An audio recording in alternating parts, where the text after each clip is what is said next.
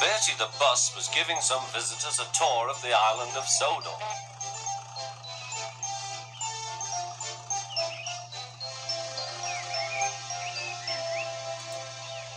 It was their last afternoon, and Edward was preparing to take them to meet Bill and Ben.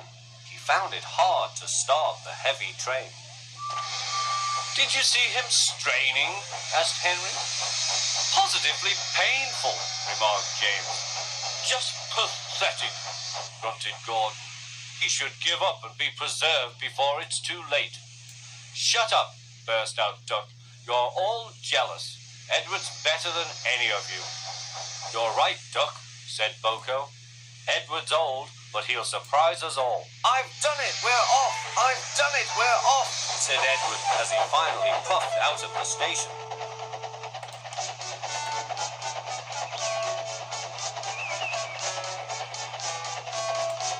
Bill and Ben were delighted to see the visitors. They loved being photographed. Later, they took the party to the China Clay Works in a break band special.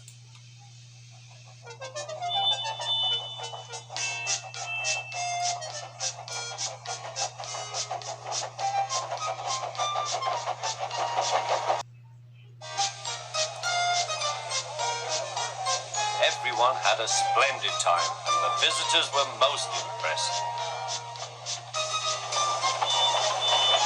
Then Edward took the visitors home.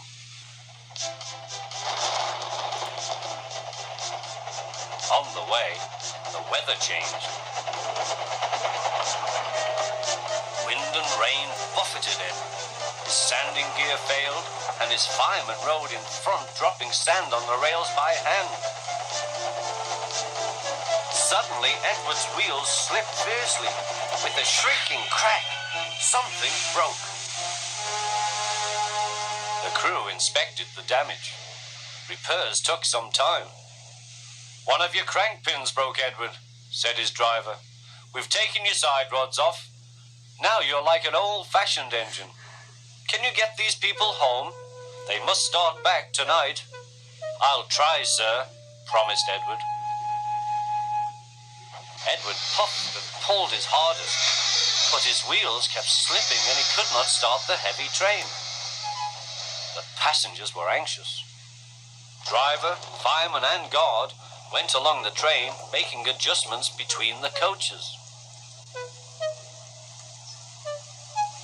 "We've loosened the couplings, Edward. Now you can pick your coaches up one by one, just as you do with trucks." "That will be much easier," said Edward. "Come on," he puffed, and moved cautiously forward. The first coach moving helped to start the second, and the second helped the third.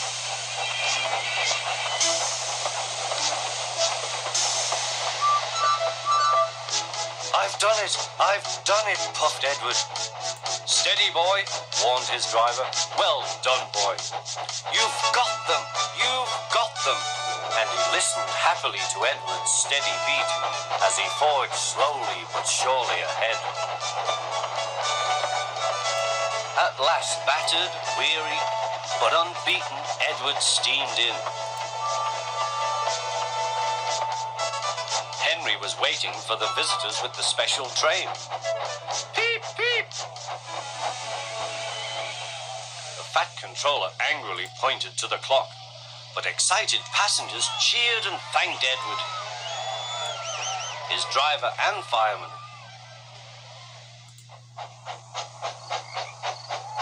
Duck and Boko saw to it that Edward was left in peace. Gordon and James remained respectfully silent.